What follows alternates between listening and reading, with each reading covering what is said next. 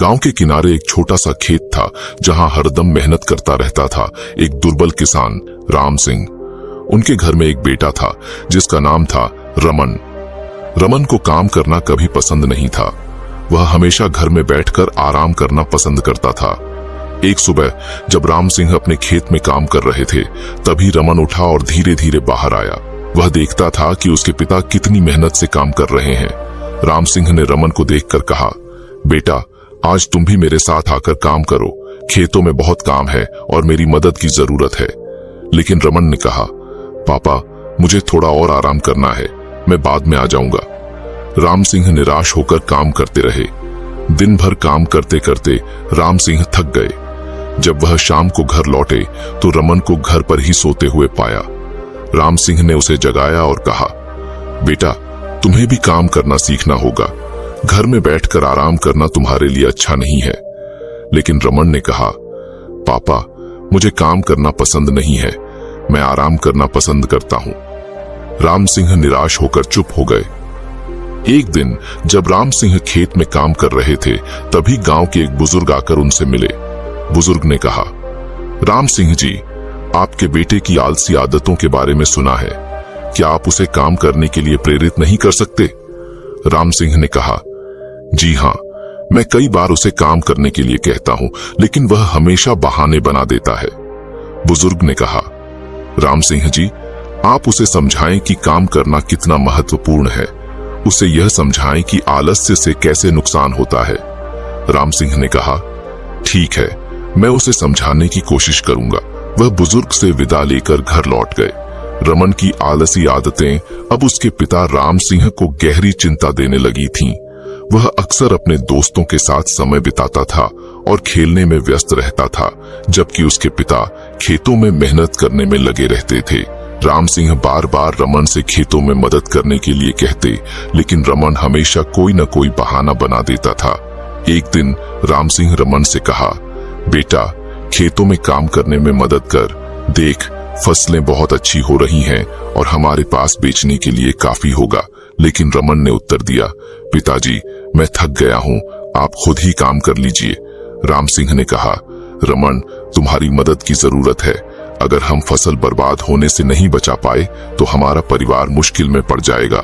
लेकिन रमन ने उनकी बात सुनने से इनकार कर दिया और वह फिर से अपने दोस्तों के साथ खेलने चला गया। राम सिंह बहुत निराश हुए। वह जानते थे कि रमन की आलसी आदतें उनके परिवार के भविष्य को प्रभावित कर सकती हैं।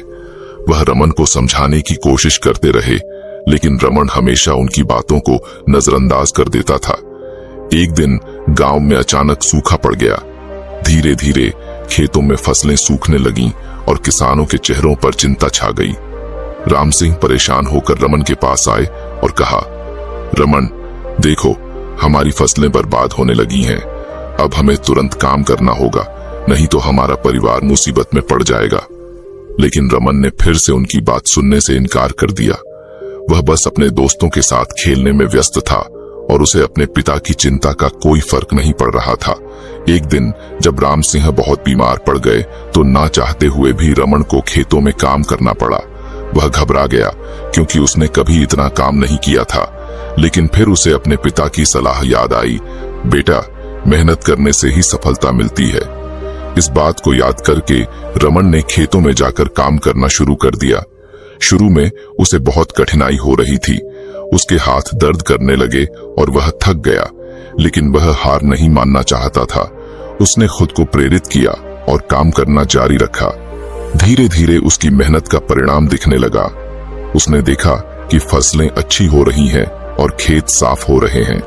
एक दिन जब रमन खेत में काम कर रहा था तो उसके पिता राम सिंह बाहर आए। राम सिंह बहुत प्रसन्न थे देखकर कि उनका बेटा मेहनत कर रहा है। उन्होंने रमन से कहा, बेटा, मैं तुम्हारी मेहनत देखकर बहुत खुश हूं। तुमने मेरी बात मानकर काम करना शुरू कर दिया है। मैं जानता हूं कि शुरू में तुम्हें कठिनाई हो रही होगी, लेकिन अब तुम्हारी मेहनत का फल दिखने लगा है। रमन ने अपने पिता की बात सुनकर खुद को बहुत अच्छा महसूस किया। वह अब समझ गया था कि मेहनत करने से ही सफलता मिलती है।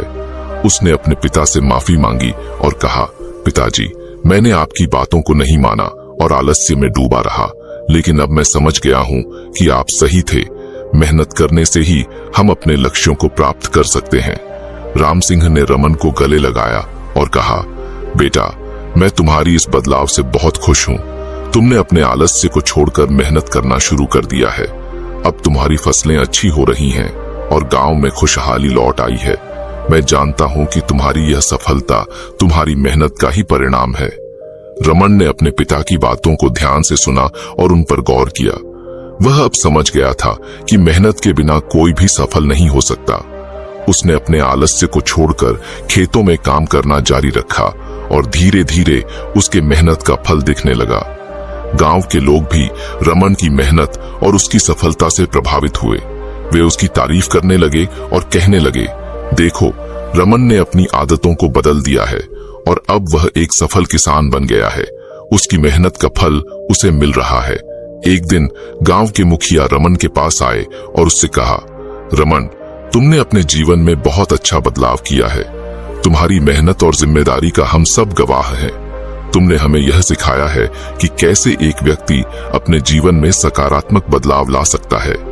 रमन ने मुखिया के शब्दों पर गौर किया और उनका आभार व्यक्त किया। वह अब समझ गया था कि आलस्य से कितना नुकसान हो सकता है और मेहनत का कितना महत्व है। उसने अपने पिता की बातों को हमेशा याद रखने का संकल्प लिया ताकि वह अपने जीवन में और प्रगति कर सके। इस प्रकार रमन की कहानी एक सफल यात्रा बन गई, जिसमें वह अपने आलस्य को छोड़कर मेहनत करने लगा। यह कहानी हमें यह सिखाती है कि कैसे एक व्यक्ति अपने जीवन में सकारात्मक बदलाव ला सकता है और अपने लक्ष्यों को प्राप्त कर सकता है।